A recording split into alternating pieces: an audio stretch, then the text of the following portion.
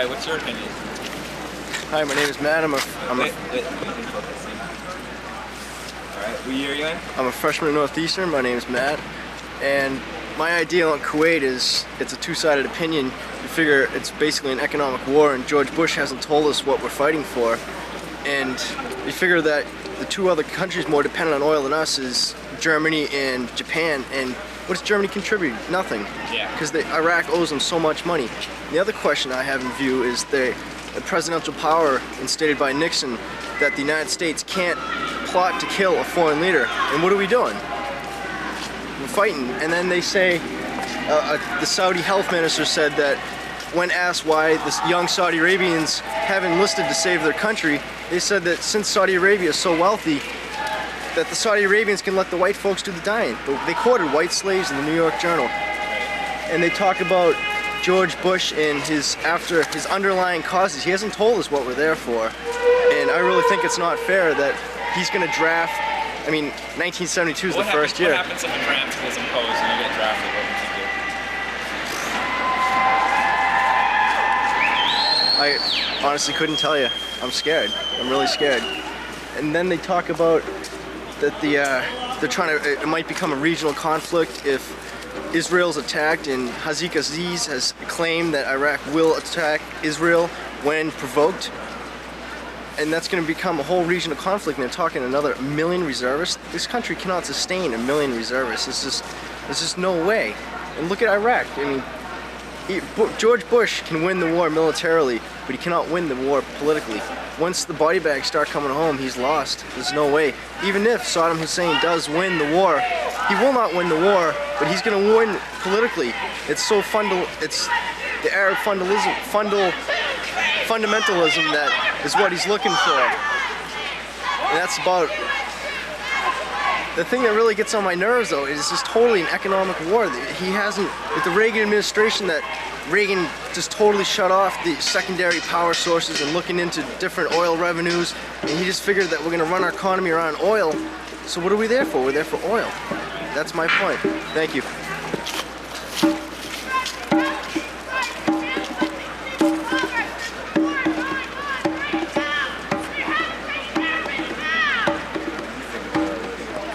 Why'd that see that? Interview me. Our position on what we should be doing. Oh, okay. I can do that too. Then I can dump on them. No problem. You can edit it. Just start talking? Yeah, just don't use an ink phone. No problem with that. Alright, I actually think we should be there because Saddam Hussein's like an idiot and he's crazy. And I think they should be off the quad because I really don't like them. They're just annoying and embarrassing. Look at them. Do you think any of their points are valid, or? Oh yeah, they could probably make a good point for it, but the bongo's gotta go. Okay. Alright, what do you think? Huh? What do you think? I think they should all be dead. They should be the first ones to go. Shit, if they don't like it, they don't leave the country. If you get drafted, you'll be going over there? Oh, most definitely. Yeah. Most definitely. And they should be right there with us. If they don't like it, let them leave. Shit.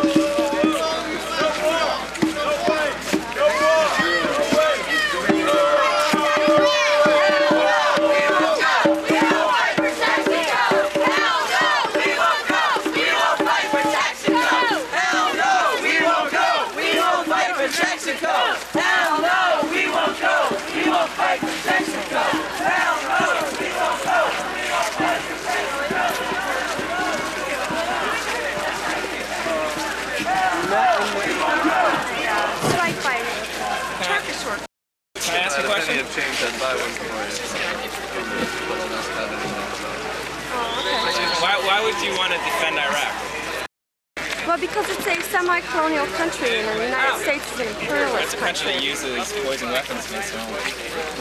Well, we are opposed to that. In fact, the United States supported that. In fact, the United States supported the butchery of thousands of communists by Saddam Hussein. In fact, all his major crimes were supported by U.S. Because we imperialism. support him, does that mean that... We think that imperialism is the main enemy. You see, once they're stopped, then we can go forward to see workers' revolutions throughout the area to get rid of Saddam Hussein, all the emirs, the colonels, the kings, the Zionist butchers. All of them should be swept away. I don't know what you do.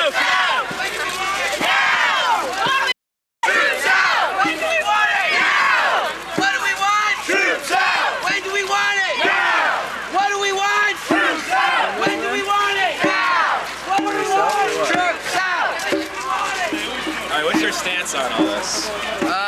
Basically, I'm for the war. I think we should go in, and that's why I'm not marching here.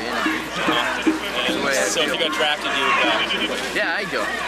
I think we need to stand up. We just keep letting them shove us around. We're gonna be nobody. So I think we should go. It's a ridiculous situation that they, I think he's a madman for what he's done, because it's only a small little country with, all he's going after is oil. He's not, he's not thinking properly. He's not rationalizing about it, because now he's got the whole world against him, except for maybe a couple exceptions. It's just stupid the way he's thinking about it. And you feel that sanctions wouldn't work? I really don't think they are, because we've tried them already. It's just not seeming to work. But I say give him a chance, over the next couple of days. After a few days, I'd say no. I'd say go right in. Do you have any relatives over there? Yeah, I do. I got best friends over there. You got best friends over there? Yeah, my age and everything. I used to hang out with. And, are you worried? Yeah, I am. But they want to be there, but they don't want to be there doing nothing, They'd rather either be home and have it over with, or they'd rather be fighting, so, And they chose to go, so that's the way it is. There's nothing really particular. They weren't drafted to go over there. They want to be over there right now. So. A lot of people look at the military, a lot of people going to the military need the help. Yeah, I know. I know of a few people that have already, they've enlisted right away so they can go over there and help out, but, it's their duty, and they feel as though they should do it. I don't want to enlist to go right in, because I have better things to do. But if I get drafted, I'll be more than willing to go over there. So. All right, what's your opinion on that? My opinion is I think students have to get together and join up and really make a statement. I'm not too sure exactly what the answer is so much as I know that it shouldn't be about fighting. What I'd really like to say is that people should really get involved in a magazine called the College Times that we're putting together. And what we're encouraging people to do is contribute their writings, their feelings, their opinions, their art, anything they'd like, and have it published for free in the College Times. What do you think about the numbers of people here demonstrating? I don't think there's a low enough. number. I don't think there's nearly enough. But you got to start somewhere. How many people are actually anti-war? No, I don't. That's why we're putting the magazine together, is because I believe we just got to light a little bit of fire to get some people going. I think there's a lot of people who are interested, and a lot of people who want to participate, but there wasn't nearly enough publicity to promote an event like this. How would you have a megaphone? Had one. We could gladly take another one. We'd gladly have another one. We just had one. They had.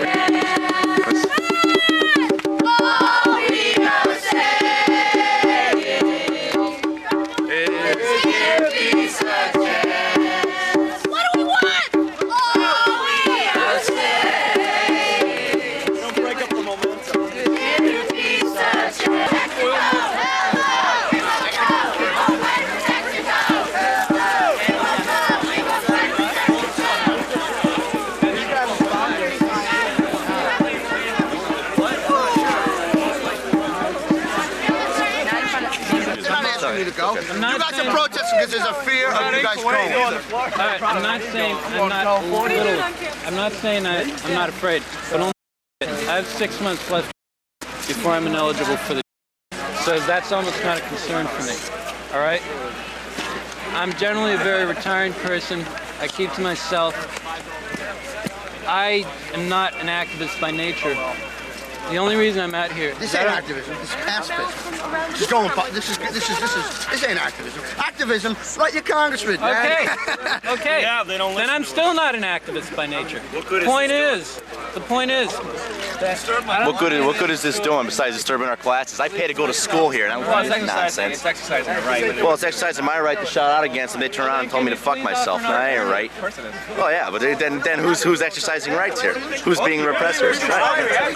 When the president made This is nonsense. What we're doing over there is good, and the worst thing to do is to spite everyone who's over there now. What do you think the 3 weeks to get out of Kuwait. do you have any friends over there? Yeah. That is defenseless. Has no navy. It doesn't has use it. very little army. There's a draft in the state of They're a small country. What? There's a draft. If I'm drafted. Yeah. If I'm drafted. What do you think the main reason So I'm saying went over there. Oil on American interests. I'll be honest about it. There's more to it than just that, though. They took That's over a what it's country for. that has You can't a higher force gross our national system product on than other us. countries. That's the thing, man. 13. But you're the same people. You're the same people that think that every day we should go to South Africa, and I think we should go to South Africa too. We're going into somebody else's affairs because it's for a good moral cause. we say But when we we're go for that? for a moral We say cause that you we're don't for that? believe in, you protest. That's we the say that's we're for the that? force. We didn't That's say the we're for UN. that. Wait, what did we say about South Africa? I'm making an example. Don't you think the United States should help apartheid? You don't think that? Help fight apartheid? Exactly. Definitely. Don't you think that? I'm illiterate.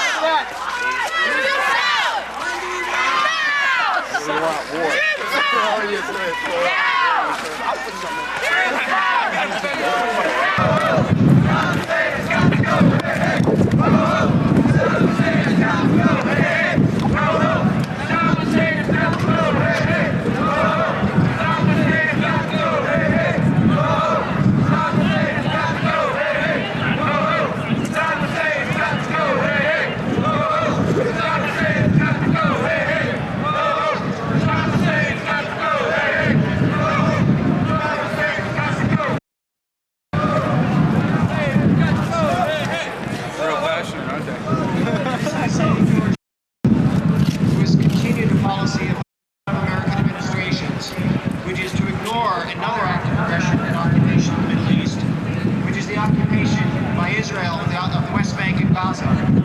That occupation doesn't seem to bother.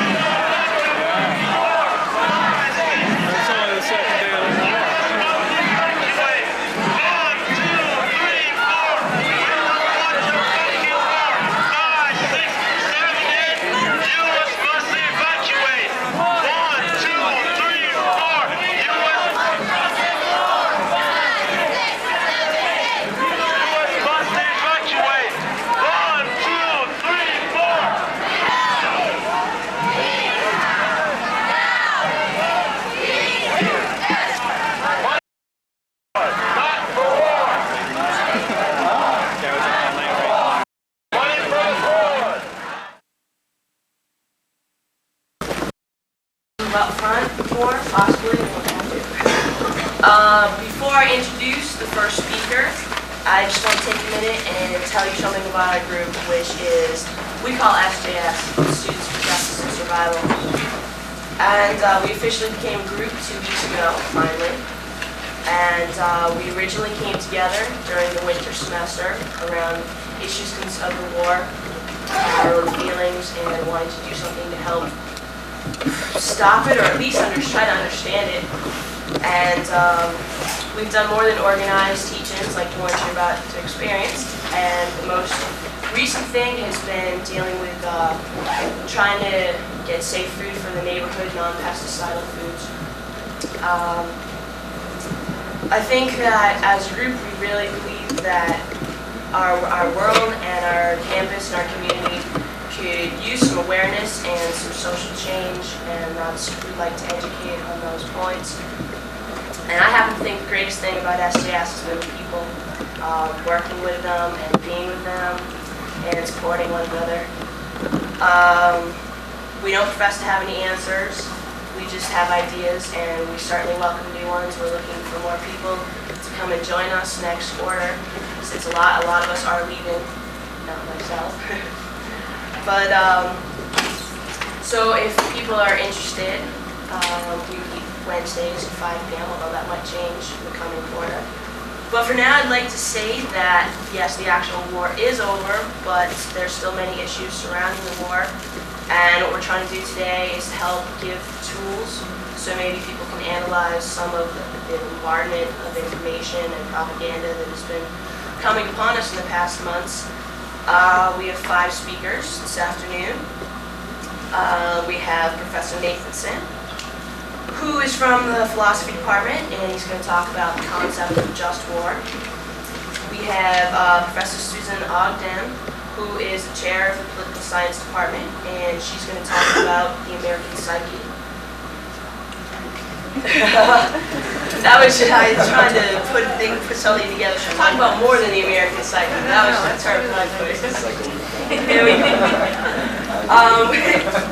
We have Professor Andrew Jones of the journalism department, who spent the last 6 months in Iraq, and he's going to tell us about what he saw, his views of the media, and how they have portrayed the war, and how that's affected the American mindset.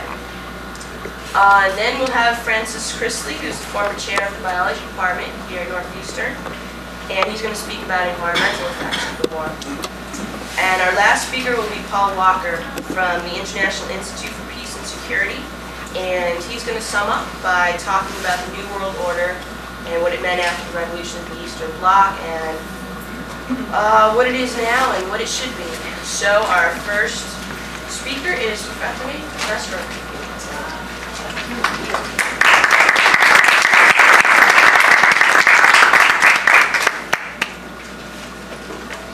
Hi, thank you.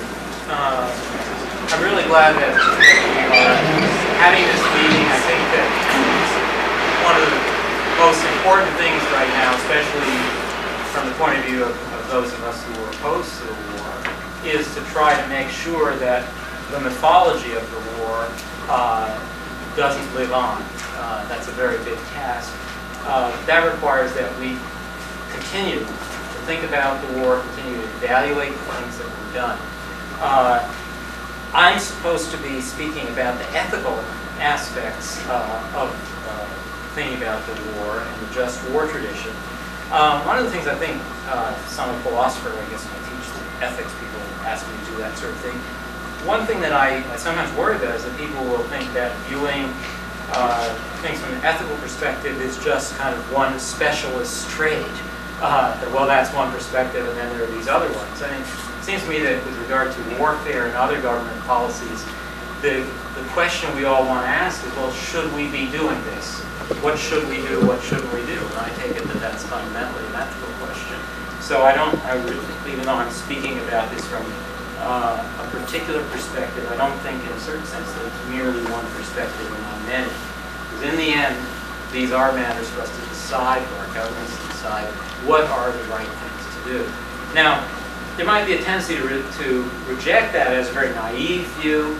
Ethics doesn't matter and so on. It's power, it's realpolitik. But in fact, I think one of the lessons that the war teaches is that it matters a lot to the government whether people believe that its actions are moral and right. And tremendous amounts of energy was devoted by the government to give the image of a just war and to justify the war to Congress, to the public at large. If people had not swallowed that, we wouldn't have had a war. If on the day after the congressional vote there had been millions of people out on the street saying, no, we won't have it that way, I don't think there could have been a war. Unfortunately, people accepted the congressional vote as a final kind of decision and then just waited for the war to happen. In any case, let me say a few things about what's called the just war theory, which is a tradition of thinking about issues of war and peace. It's a kind of middle ground between the extremes of pacifism that rejects all wars and the other extreme of ultra-militarism, which glorifies war. Just war theory says that war is always regrettable, but sometimes justifiable. And if it has any value as a tradition, what it does is to focus us in on certain kinds of questions that need to be asked about going to war and that need to be asked about the things that you do in the course of war. And again, one might think that this is just very ephemeral stuff, but I think if you think back on the things that the government did before and during the war, that they really tried very hard to convey the idea that the war did satisfy the just war criteria. So what I want to do is just mention a few of these criteria, mention the way that they were allegedly satisfied by this war, and then give some reasons for doubting that that was in fact the case. One thing that the first criterion that needs to be satisfied for going to war is so-called just cause criteria. Certain reasons for going to war, like conquering territory or enslaved populations, are rejected as illegitimate.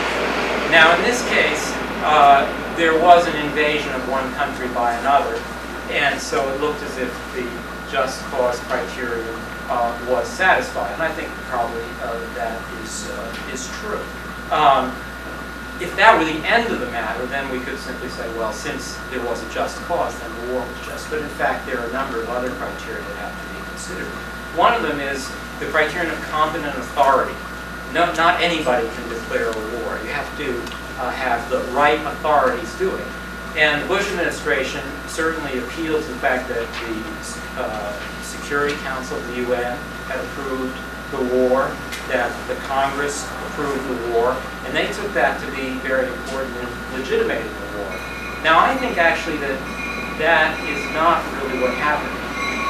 What both the Security Council and the Congress did was really to authorize a strategy of threat and intimidation, to authorize a certain ultimatum to be laid down. In the case of the Congress in particular, Congress was put in a very difficult position because had they not voted support for the president, then the president would have claimed, had Iraq not backed down, that they didn't back down because Congress couldn't stand behind them. You may recall, this is already much forgotten, that the key argument the Bush administration gave to Congress was that by voting support for the January 15 deadline, that was the most effective way to prevent a war. That was the best way to peace. Well, of course, we know that turned out not to be true. So what did Congress vote, essentially? Did they vote to go to war? I don't think so. I don't think they ever got that opportunity. They voted to stand behind the threat of war, but they were boxed in. They never really got to exercise their authority in terms of actually declaring war. Another very important criterion is the criterion of last resort, and that was one perhaps that was most talked about. The president certainly said on many occasions that he and his administration would and had gone the extra mile for peace. They would, do whatever was necessary to avoid the war. We now know from the Bob Woodward book, the excerpts around, that the president very early decided that he wanted a war, even before he consulted Colin Powell and other military advisors. So that a lot of the stuff that went on, a lot of the what was put forward as extra mile, was really a charade. There was no genuine effort to avoid it. There was a threat made and the intention of carrying out the threat. So I don't really think that the last resort criteria was met at all. We do know that sanctions were in place and other things were done to resist the aggression of Iraq. So the war was not necessary in that respect. Let me just mention two other things that I think are very important. Since my time is limited, I don't want to eat up the time of the other speakers. And those are the criteria of proportionality and discrimination. The idea is that even if you have a just war, a just cause, in this case aggression, you have to be careful that the amount of harm that you create, the amount of destruction you do, isn't so great that it overwhelms the evil of the original cause. So you don't want to do more harm in undoing the original evil. And the second thing is that there's a stress within this tradition to avoid harm to civilians. And in fact, again, our government made quite a lot of propaganda to try to show that we were fighting a war that was discriminating. The initial pictures of the smart bombs were to, among other things, not simply wow us, but also to assure us that we were now in a position, through use of high-tech means, to be discriminating in a way that warfare had not been before. That we could actually attack precisely the facilities we wanted without destroying civilian targets and leaving civilian lives untouched. Now we know, however, and we should have known then, that the bombings were so massive that even if they didn't attack civilian populations directly, that they did attack, we did attack the infrastructure of the country, the facilities, the institutions that make human life in the 20th century possible.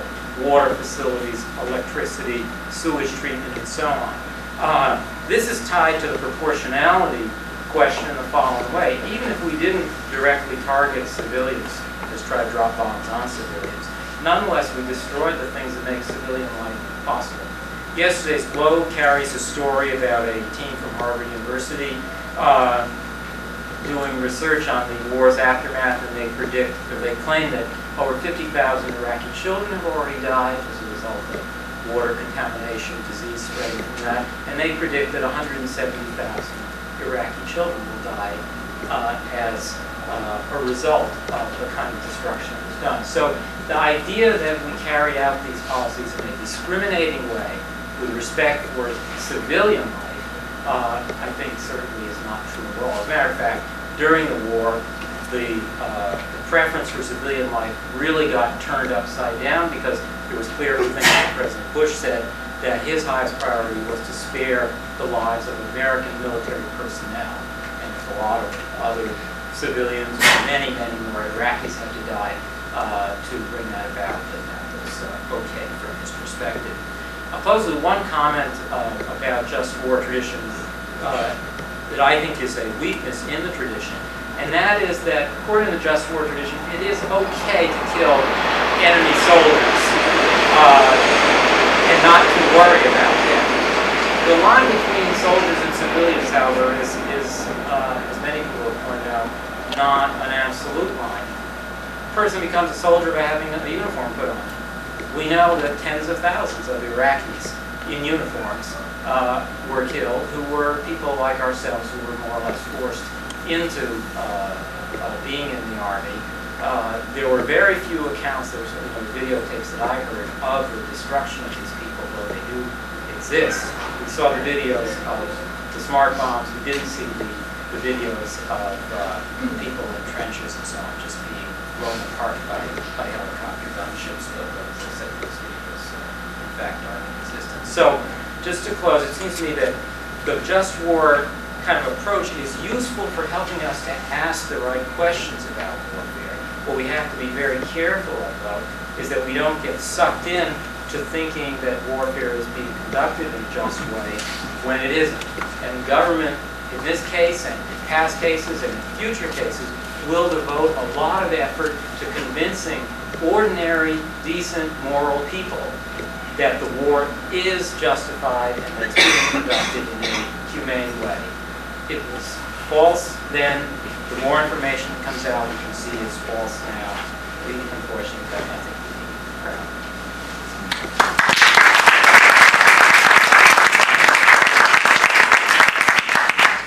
Our next speaker is Professor Suzanne Hall.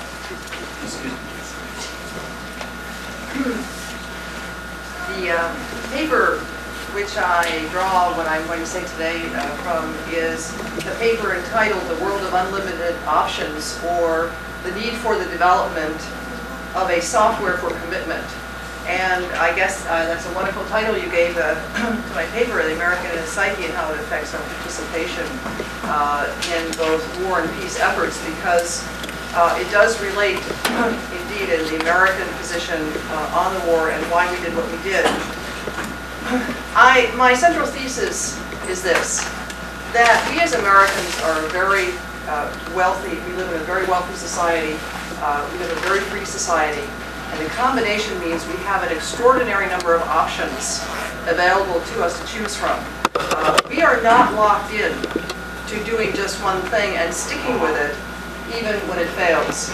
There is not a didactic national culture here. We're not under a dictatorship. No one tells us that we cannot make our own personal choices in our lives, and if they fail, we'll get out of them. No one says we can't leave institutions where we're working. And no one says that we have to show our commitment to our country.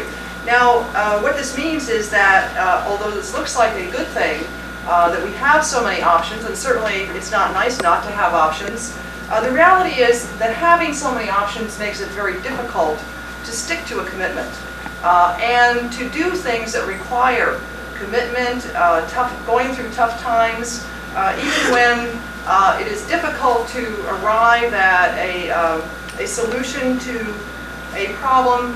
It's difficult when all you have to do is walk out of the thing and there's something else available. An example of this domestically is certainly the divorce rate. No one disapproves of that kind of thing here. And therefore, we're always free to walk out on people. The job mobility in our society leaves most of us, many of us at any event, the majority of people, free to leave one corporation or institution and move on to another one. So if something doesn't work, we simply opt out of the difficult situation and we move on.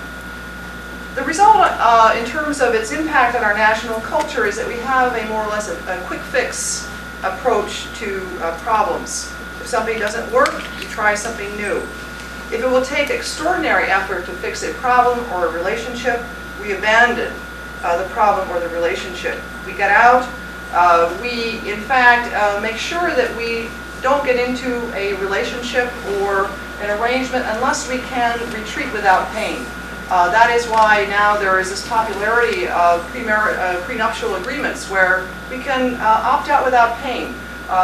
Whenever somebody signs an employment contract now, there are often ways which both sides try to put into the contract, ways in which they can get out, retreat without pain. Again, the idea, even if it causes pain to other people, even if it hurts our society, even if it hurts the group, we try to maximize our individual self-interest here by doing what we think is in our interest and not worrying about what happens to the broader group. At the micro level, this is, I think, a reflection on the emphasis on the individual and individual rights in this country to an extraordinary degree at the expense of the group and the community. At the macro level, the United States as an actor acts as an individual country, emphasizing its rights as a state at the expense of the larger group that is the international community. Well, what does this mean then for the United States as an international actor? It means that diplomacy, when it becomes difficult, is something that we quickly abandon. Diplomacy usually requires a lengthy process, and it also requires compromise. But why should the United States compromise on anything? Why should the United States worry that it won't get everything it wants, when all it has to do is turn to the military option, which most countries don't have available to them, and use it to get what it wants? So when diplomacy fails to get us what we want, we just abandon it and we move on to the military option. Again, here I think the problem is that we have too many options, and at the first sign of failure, we let the cannons roar. Other nations that don't have military power of our commensurate level, they really have to stick to diplomacy. They don't really have the choice to say, okay, we're going to have to compromise if we have diplomacy, and we're not interested in that, so we're just going to use the military option. They don't have that choice, and so they work harder at negotiations. I think for Bush, as well as certainly for Saddam, the concept of negotiations had no concept of compromise in it or a real negotiation. As Bush said to the American public, the sole purpose of our negotiations with the Iraqis at the very end was for the purpose of informing them of what the situation was and what the demands were, and that they would leave or else. So there was no idea there that maybe we could listen to what they had to say and perhaps address a few of their concerns. So we turned to the easier option. In the case of Iraq, at least at one point, we thought we had won by physically devastating a country and its people. We thought we would accomplish what was in our own self-interest by using the easiest option, the quick fix, the air war against Iraq.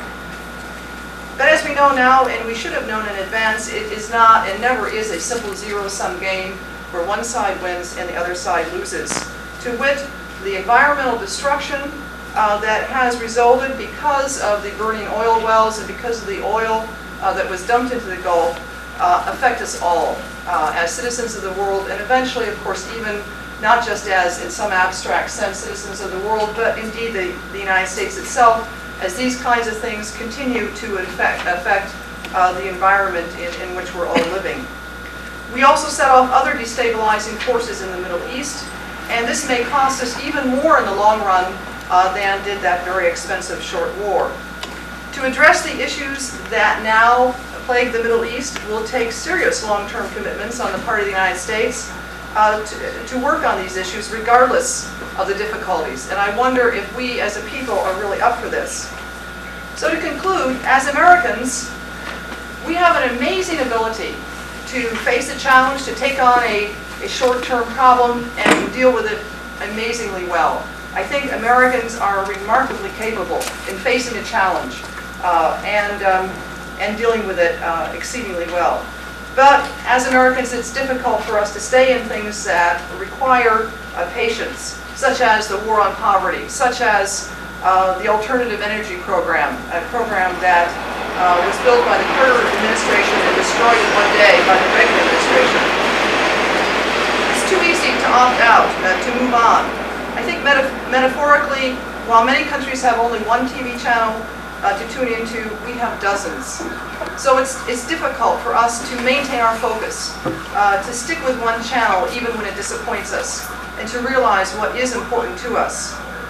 Without the value that what is in the interest of the international community is in our own national interest as well, we are likely to continue to resort to the quick fixes of military victories, Grenada, Libya, Iraq. And rather than the long-haul commitment to a better world community, one free of disease, grinding poverty, and life-threatening pollution, we are bound to continue in this quick fix approach where we use military force. Thank you very much.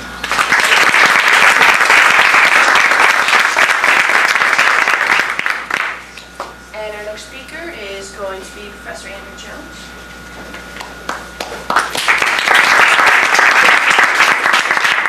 Thank you very much. On January 7th, actually the evening of January 6th, 1990, I returned from a production assignment for a PBS series called The 90s. I was shooting in Jamaica, in the slums of Jamaica, in a town called Sav Lamar. I was there videoing two young reggae rappers, Ganja T and Straight Dead.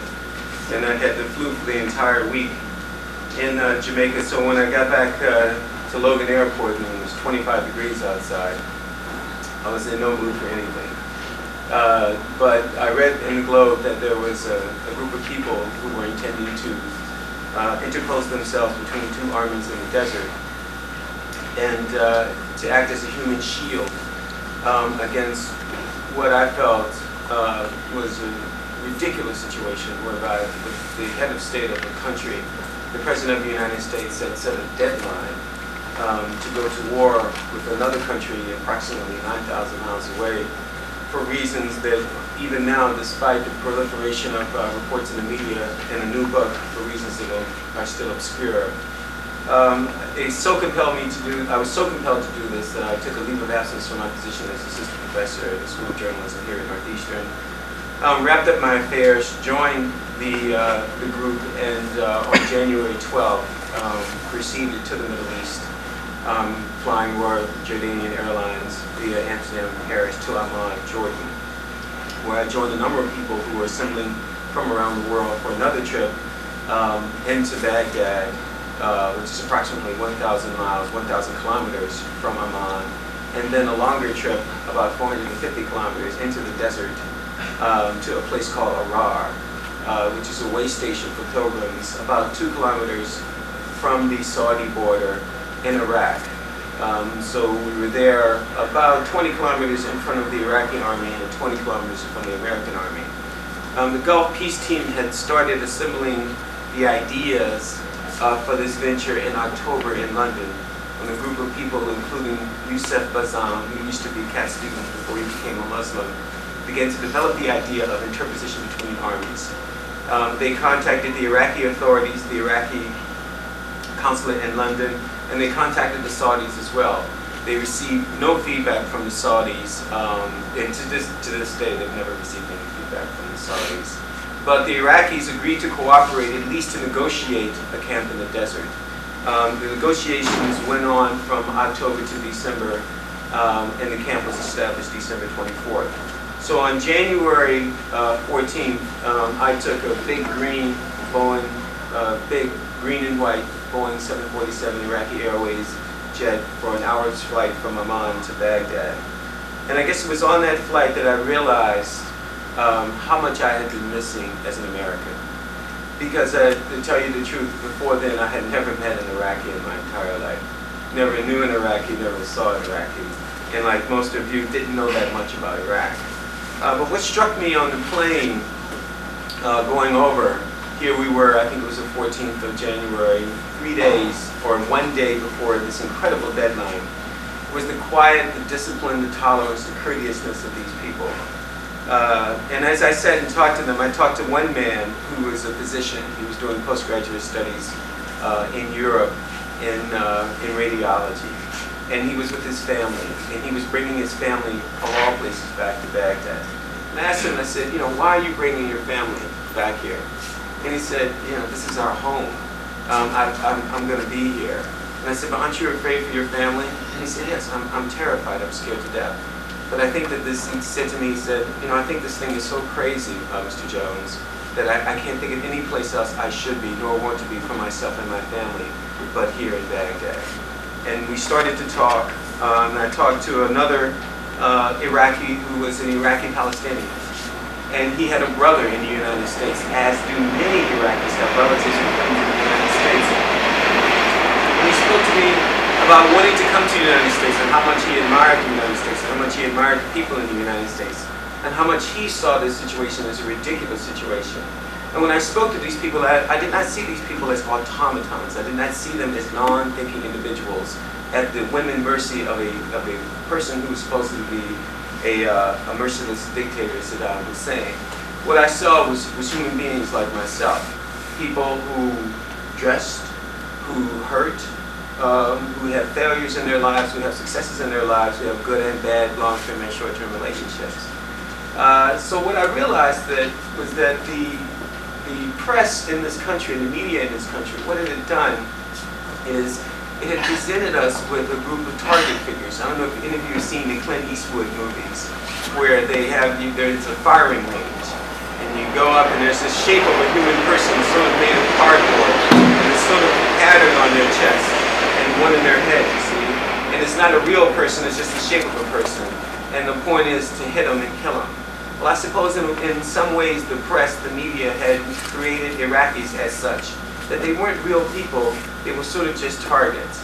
And as the situation unfolded and as it developed for us in the camp in Iraq, the Iraqi people became more and more real to us. I remember the guards in the camp. I remember Abdul. I remember Nabil. I remember Muhammad. I remember Amir, who I used to come in. It's really funny, you know, in the evenings, the guards used to come by and there was a shortage of food, so we used to feed them. And then after we fed them, I used to play the violin, and we all used to dance. And it was a crazy situation because I was thinking, Jesus, Andrew, here you are playing the violin, dancing with the Iraqi soldiers. This must be some kind of treason or something. I wonder if like violin is some kind of law. And later on, I found out that these young fellows were 14 and 15 years old. And since then, I found out that there was a fight in the camp after we left, and all the soldiers were killed. They're all dead now. I guess my point to you in painting a picture here is that the media coverage of this war was very interesting and in some ways in line with media coverage of previous wars. There have been 40 wars since World War II. Impersonal, inhuman, and in this case sort of electronic. I remember watching Jordanian television when the Amaria shelter was hit. And the Amaria shelter, per General Neal, who I imagine you are gather as an alumnus of this distinguished university, General Neal said that this was a command and control center. Well, he might have been right, I don't know. I don't have the intelligence that he had. But what I do know is that there were 1,000 women and children in that shelter. And if he knew it was a command and control center, then he also knew it was a shelter. And I remember watching him on television and watching his attitude. And I thought to myself, you know, I thought, well, you know, this is war and accidents do happen. But then as I listened to him, I heard no apologies to the Iraqi people. I never heard him say, we're sorry for the deaths of these women and children, these innocent people. We're sorry for the injuries that have been caused here. Perhaps this was a mistake, or perhaps something or another, some kind of remorse. Instead, it was just a hardcore attitude that was projected to me that meant the message I got was that too bad. You see, you're just stick figures, you're just cardboard figures, you're just targets. You don't feel, you don't bleed, you're not like me. You're just sort of expendable, like paper that burns when you light a match to it. In Iraq, at the time of the war, and let me just correct the person who introduced me, I wasn't in Iraq for 6 months. I was in the Middle East for 3 months, and of that time I was in Baghdad 3 times, and I was in Iraq twice. As this war developed, and in Iraq, the point of view I got was that the war was very overblown in the press. I remember my third visit to Baghdad. It was a beautiful, beautiful morning. The birds were singing, palm trees were swaying. And I was listening to the BBC News, and the BBC was reporting riots in the street of Baghdad, people being killed and injured, machine gun fire, and so forth and so on. And I was in a room, I was sharing a room with a doctor, and we looked at each other, and we said to each other, almost simultaneously, they're lying. And I would say to you that much of what you heard about this war was just not true.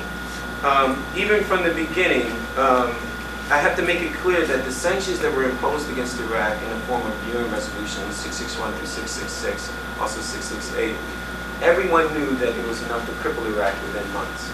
Iraq is a country that imports 70% of its food stuff, that imports 80% of its spare parts. Iraq imports almost everything, including labor. Iraq even imported every year $500 million in medicines and exported medicines to third world countries. So anyone who knew anything about diplomacy knew that within months, Iraq would have been crippled enough economically to be on its knees and do anything that the Allied powers wanted.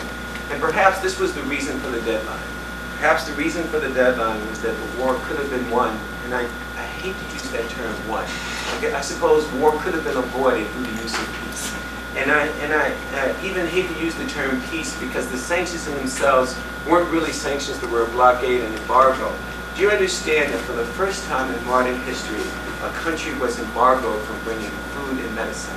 That meant that if I stood on one side of the Iraqi border and threw a loaf of bread over to the other side, I was in violation of federal law to get 9 years in prison. Do you know that baby food wasn't even allowed to be brought in the country? Do you know that surgical scissors weren't even allowed to be brought in the country? Anything that might smack at all of being able to aid military troops could not be brought into the country of Iraq. So the suffering that was imposed was tremendous. There were no spare parts for military equipment. Iraq could not train its soldiers. Iraq could not conduct maneuvers. So that by the time the war started, approximately 2:30 in the morning, January 17th, Iraqi time, what you were dealing with is you were dealing with an army that was already crippled. You were dealing with the people who were already demoralized, not through just the sanctions, but also remember through 8 years of war with Iran, a war in which they lost 500,000 people. A war that was as unreported in the press as this war was overreported. So I would close by saying to you, I offer you some impressions as a first-hand witness. I would say to you, believe very little of any of what you heard in the media. I would say that the matter of this war being won with bombs and rockets and smart bombs and cruise missiles is an absolute lie. What we did was we embargoed the country and blockaded the country, made the people suffer unnecessarily. When we were on their knees, we went in and attempted to decapitate them.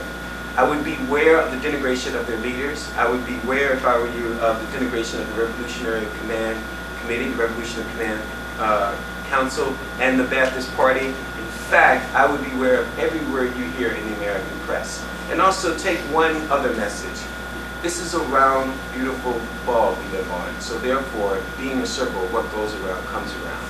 My fear now, having seen the United States Army, the United States military media in action, in firsthand, in Panama, in the United States, that it is only a matter of time before the chickens come home to roost.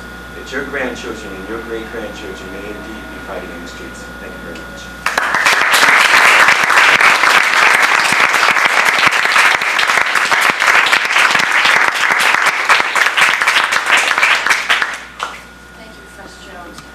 Our next speaker will be former chair of the biology department, Francis Chrisley.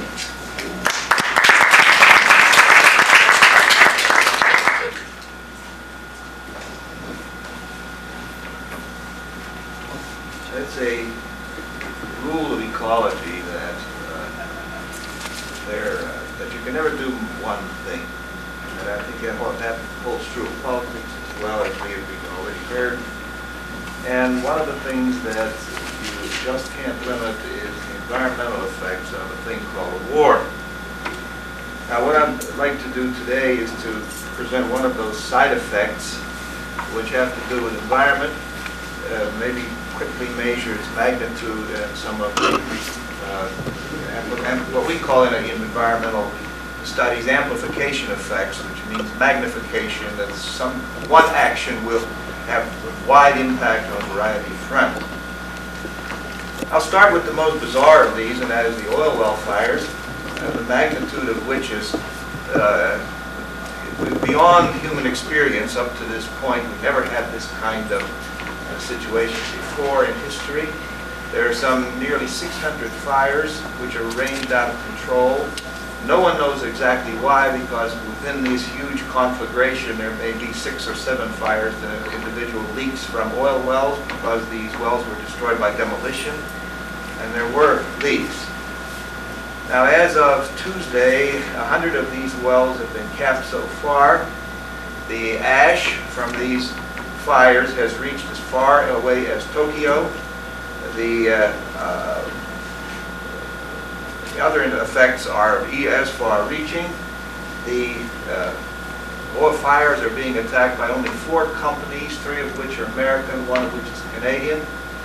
And the Kuwaitis tried to bargain to shop around to find firefighting crews that would do this at a minimum cost. In the process of shopping around, $100 million worth of oil was going up in smoke every day. They finally turned around and realized that there are only 4 companies in the world that have experience with fighting oil fires, and they came back rather sheepishly to the original 4 that we now see operating in the desert.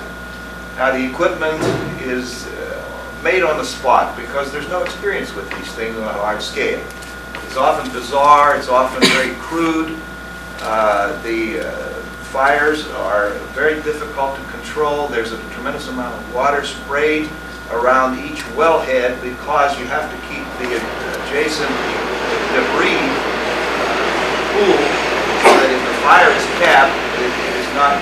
reignited from glowing debris around it. So there's another environmental factor.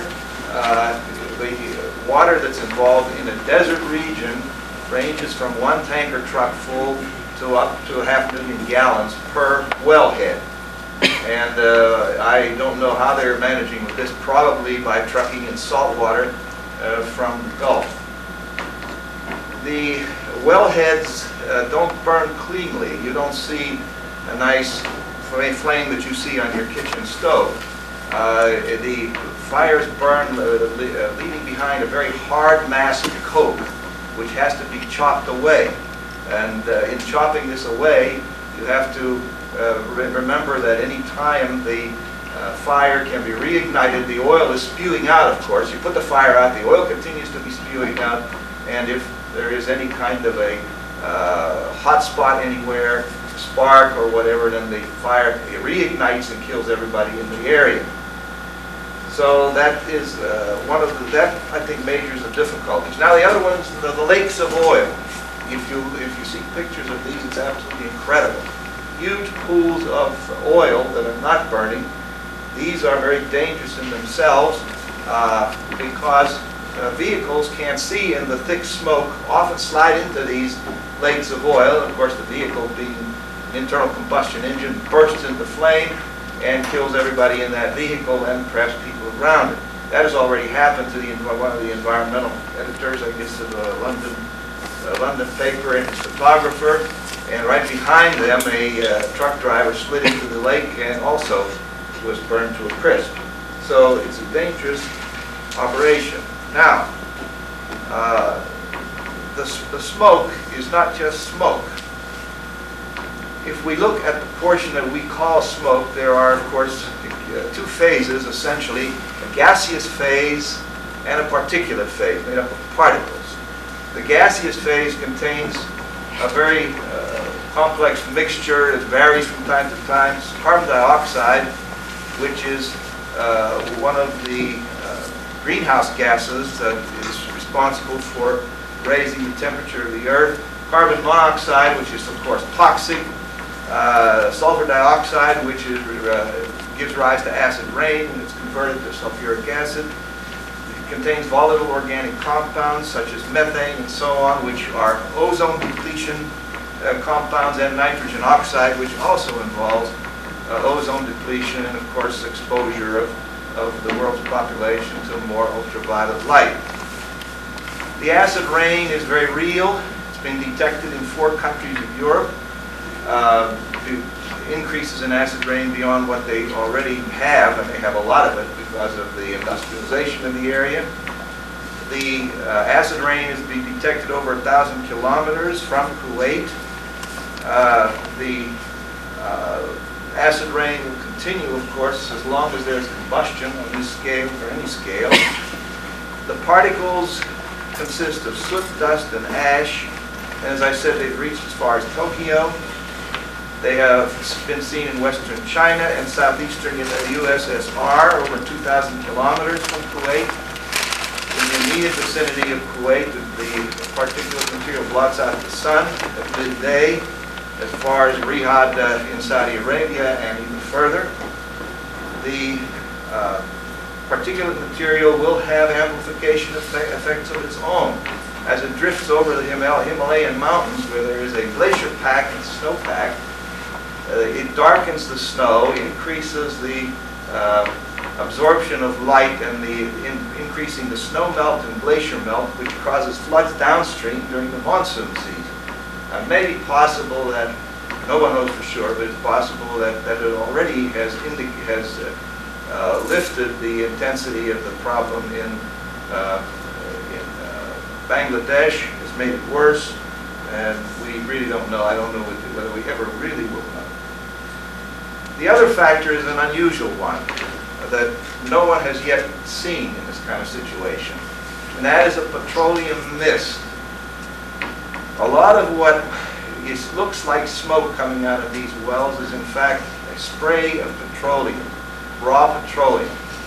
It drifts downwind, coating everything, coating children at play and animals, and it is inhaled by animals and people. The sheep in in Saudi Arabia have been found with coated lungs, coated with this petroleum.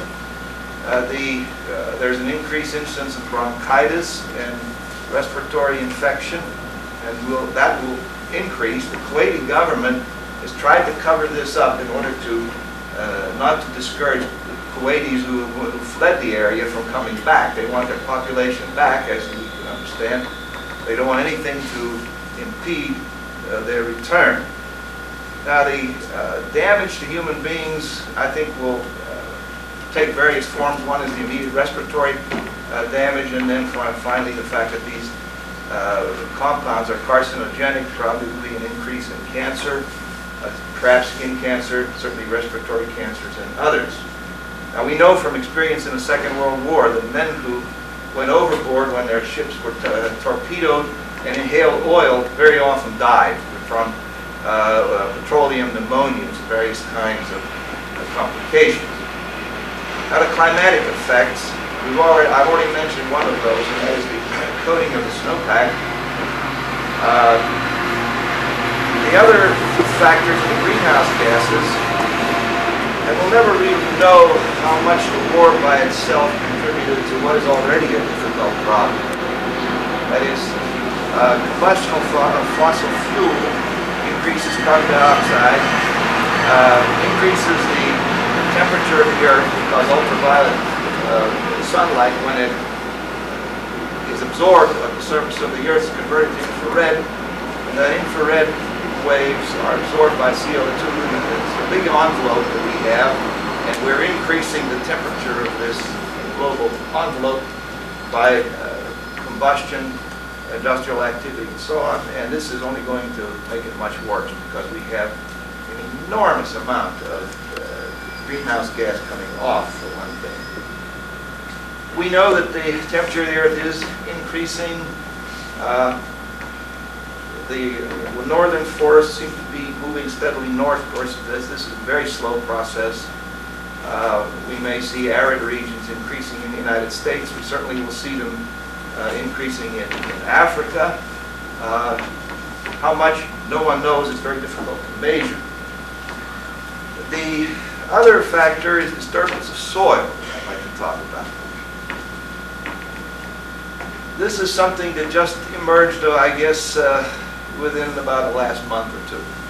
The desert areas of the Earth, many of them, have reached a kind of equilibrium with wind erosion. The particles have become packed down and so oriented that they resist being moved by wind. So it's almost like a crust. Now, when you disturb this crust by digging bunkers, heavy military equipment running over it, digging those huge dikes and ditches that they dug to try to flood with oil to impede the American advance. All of these, and the bombing and shelling. The bombing and shelling is very important in this disturbance of the soil. Now we can expect, and we're already beginning to see, wind erosion. Wind erosion by this moving this sand in huge clouds and dunes forming and so on.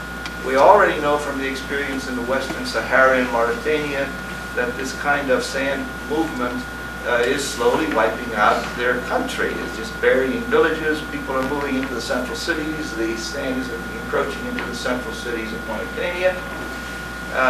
And how that's going to play out, no one at the moment knows.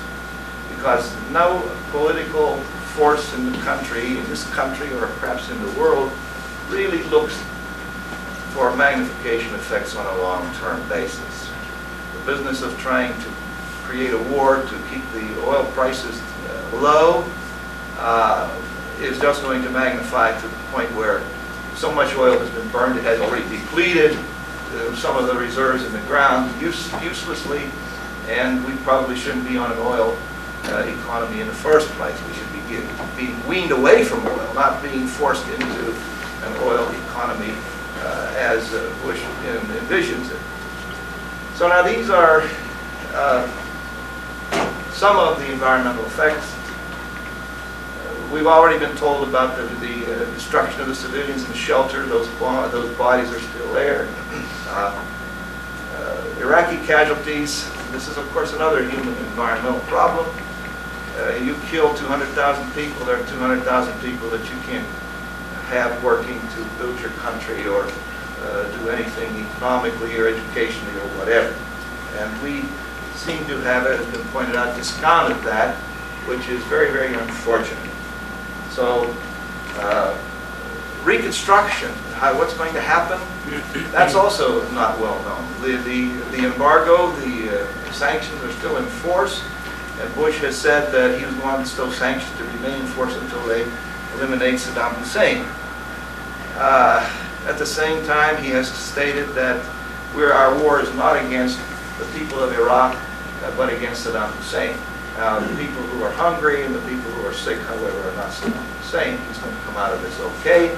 Even if he gets out of power to get on a plane and go somewhere for asylum, probably got a lot of money, soft way to do it. And in the end, I don't see that we have accomplished very, very much by this war. Thank you.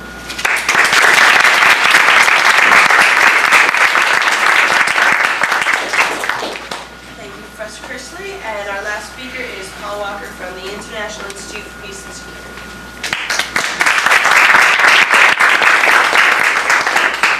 A couple of comments first. One of the nicest things of participating in a teaching like this is that you get to hear all your colleagues speak, and I have learned already a lot today, and as I continue to learn about the war in the Middle East as we have over the last 9 months. Secondly, I think, let me just say I want to congratulate everyone here for founding Students for Justice and Survival. I made a decision some years ago to keep one foot in academia and one foot in activism.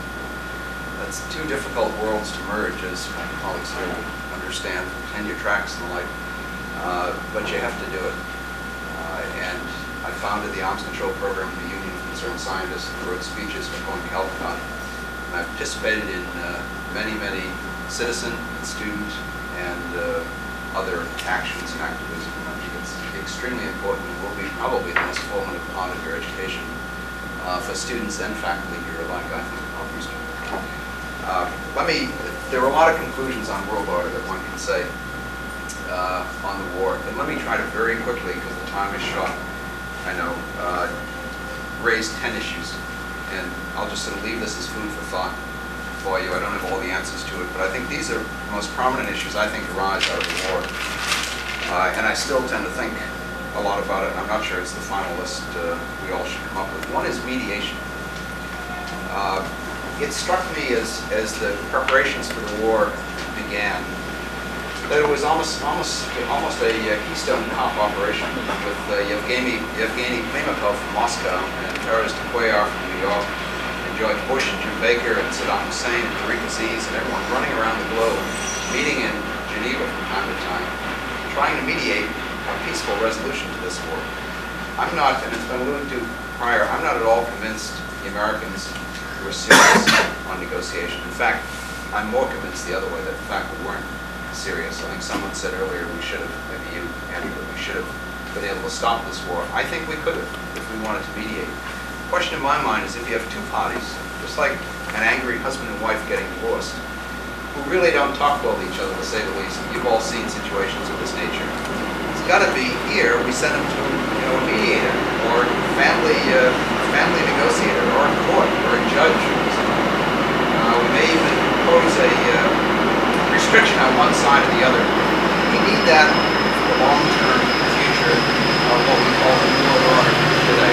I think we really do need some auspices that demands that the warring parties or potentially warring parties go to the World Court, go to the United Nations, or go somewhere else to in fact mediate disputes that in the end the innocent get hurt by. There were long stories behind all this too, and I can tell you stories about mediation in Geneva, but I won't at this point. Second, arms trade and proliferation. There are a number of kinds of proliferation: nuclear, chemical, biological, and conventional weapons. I'm very disturbed over the proliferation of weapons of mass destruction. I've always opposed it. But in this particular case, Iraq and Saudi Arabia and Kuwait and Iran and the other countries in the Middle East have in fact been armed by a who's who of both East and West.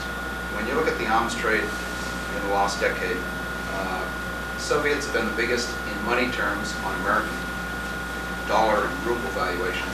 May not be the biggest in actual weapons shipped, I don't know. Americans are second. You've got the French, the British, and the Germans selling to anybody and everybody, literally.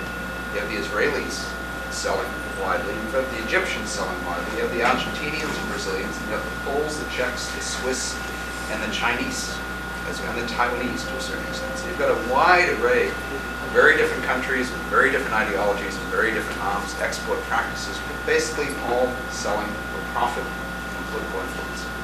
It's got to stop. It's got to stop. And the only two who can lead this are the Soviets and Americans.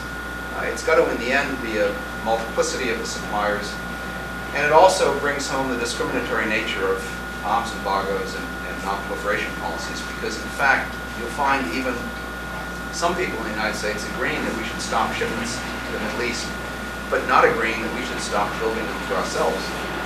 So then you hear my third world colleagues say to me, well then you're saying Americans are okay to have bomb and chemical weapons and all the arms under the sun, but in fact the Libyans and the Israelis and the Saudis and the Iraqis and the Iranians aren't.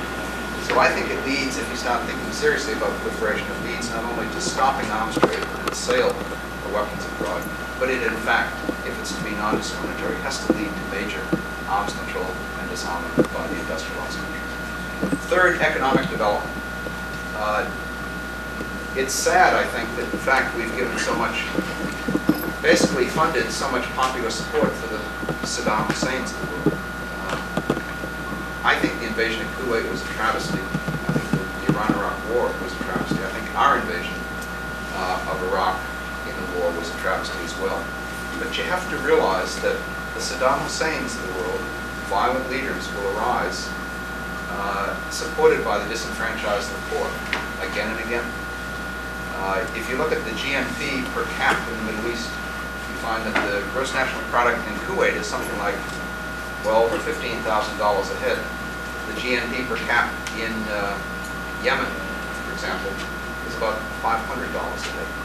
So you have these masses of people who are disenfranchised, who lose out, in fact, on the wealth of the Middle East. And I think it's only through international development, which can be helped by us, but certainly not guaranteed by countries outside of their own, outside of them. It has to be a major part of the New World Order. Fourth, democratization. We raised this issue at the Institute very early on, actually a week after Saddam Hussein took Kuwait, with the fact that we had to question, in fact, going in supporting, violent, racist, and sexist dictatorships, as we have now done in the Middle East. I was actually called by some colleagues from Kuwait and also Iraq who criticized us for trying to impose American standards on the Middle East. And I said, when women are beheaded for adultery, as they are in Saudi Arabia, when burglars have their arms cut off, and when women can't drive in Riyadh, and their husbands are thrown out of their jobs for being unable to control their lives, and in fact, when 90-odd% of the Kuwaitis cannot own land, cannot vote, and on and on and on. You know all these stories. I said, I don't think these are American values. I think they're universal values, and something called the United Nations Declaration of Universal Human Rights. And I said, that's what we have to start pursuing and supporting. I think there's a big issue around democratization, which probably means the overthrow of the royal families. I was very critical of the El Sabah family in Kuwait.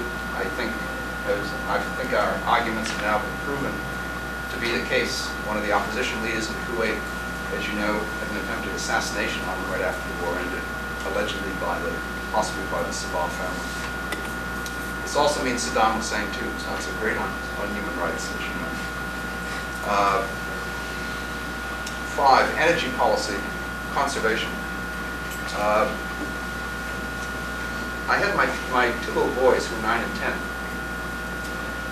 go around the kitchen a few weeks ago, and I said, I want you to give me the price on everything liquid in the kitchen you can find.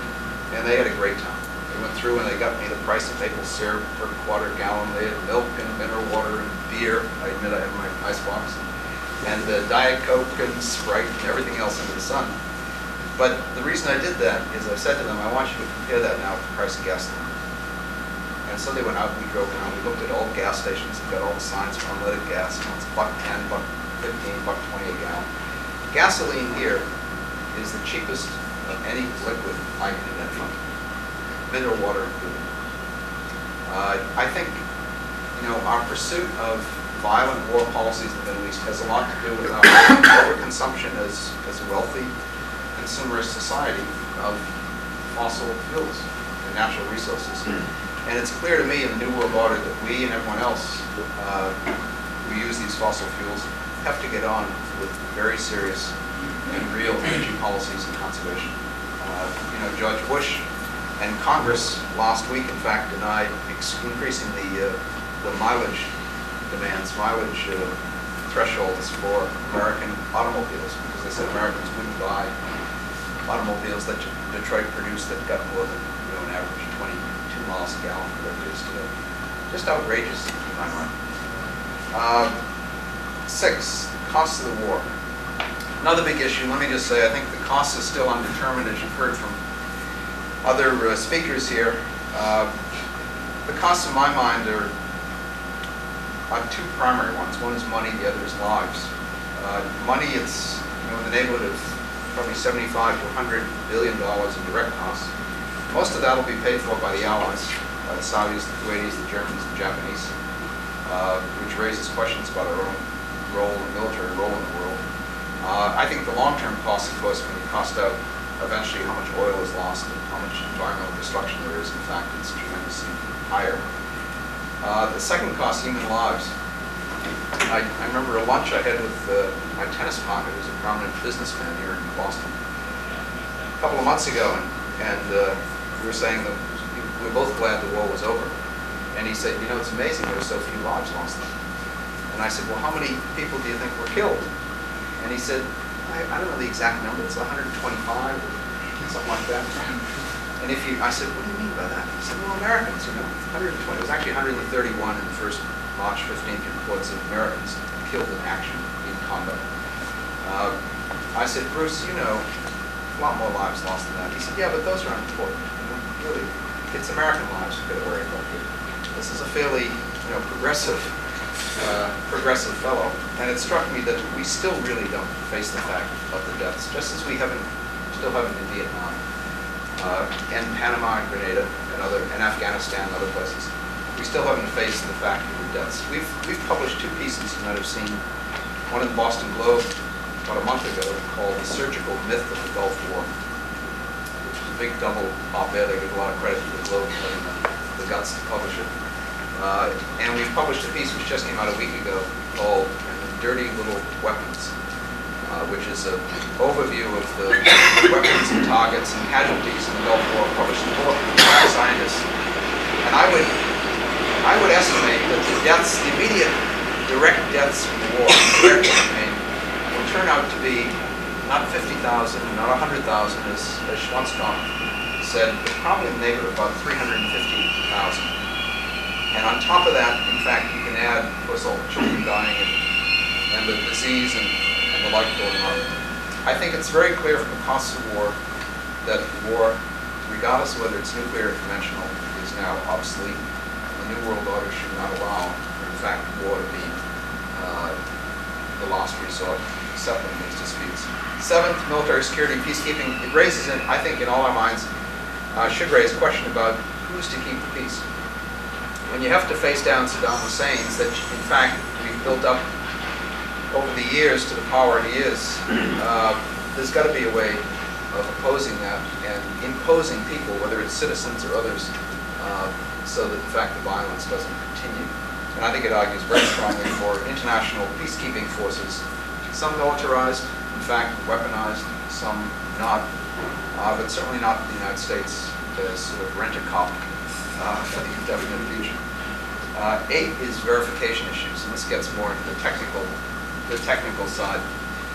I still don't know, and I've done a lot of research on this over the last few months, I don't know the deployment of the various forces. By that I mean the Kuwaiti, the Iraqi, and the American coalition forces. There are French satellite pictures which show, for example, that the Iraqis had not built up on the Saudi border after the invasion of Kuwait, which leads to the conclusion that, in fact, they weren't intending debate in Saudi Arabia, which leads to the next question as to why we went forward and imposed ourselves with such force along the border ourselves. I think because of the secret nature of satellite photography and verification of troop movements, the truth may never be known in this case, at least not for the next 25 years. And I think it argues very strongly for Pierre Trudeau's, the Canadian and the French proposals for internationalizing verification in order to have much more openness, glasnost, if you will, very striking in a new world order. 9, arms control and disarmament has a lot to do with arms trade too. We've got to get on with signing the START Treaty, the CFE Treaty, and withdrawing superpower forces from abroad, if in fact we can argue strongly for limiting arms trade in the third world. And 10th, environmental protection. The environment was very seldom raised. What you raised earlier, Francis raised earlier, it was very seldom raised early on before the war began. I think it has to be a strong factor in international New World Order if we're to indeed understand what the consequences of major acts of violence like this will be. The wells themselves, I think, were partly blown up, maybe more than half by the air campaign, by the Americans. There's still no proof as to who leaked the oil in the Persian Gulf. It was likely Saddam Hussein, I think, but there's still a chance that, in fact, we had something to do with it, or in fact, we blew it up or opened the pipelines ourselves. Regardless of who did it and who's to blame, as you explained, there's tremendous damage environmentally that will last with us decades, if not centuries at this point. A lot of issues. Let me just leave it at that. Thanks for listening.